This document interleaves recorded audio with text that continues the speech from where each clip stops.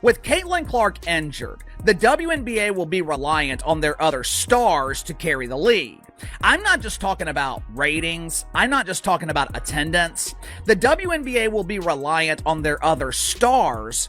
Caitlin Clark's season has officially come to a heartbreaking end, and this time the blame doesn't fall on bad luck or just injuries.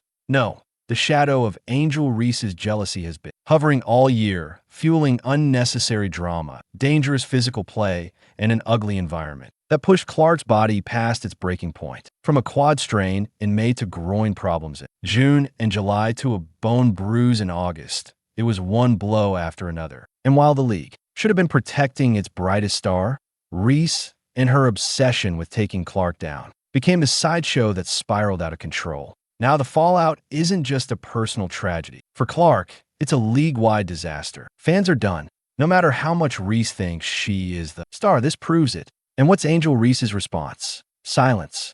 Maybe even satisfaction. Think, how many times did we see Clark shoved, grabbed, and thrown off balance? Only for the cameras to cut to Reese celebrating her physicality like it was some kind of badge of honor. That's what infuriates fans the most. Everyone saw it in real time. Clark hammered on curls, bodied before she even touched the ball, and roughed up every trip down the floor. Yet while Angel Reese played up, the rivalry theatrics, the actual basketball, kept sliding into something ugly. It stopped being about competition and started looking like one player being openly targeted, night after night, with no accountability. And here's the painful irony. The very player who carried the WNBA into record-breaking viewership, selling out arenas in Dallas, Vegas, New York, and Chicago, was left vulnerable because Angel Reese and others thought proving a point was more important than protecting the game itself. Networks were paying millions for Caitlin Clark broadcasts. Fans were buying tickets months in advance.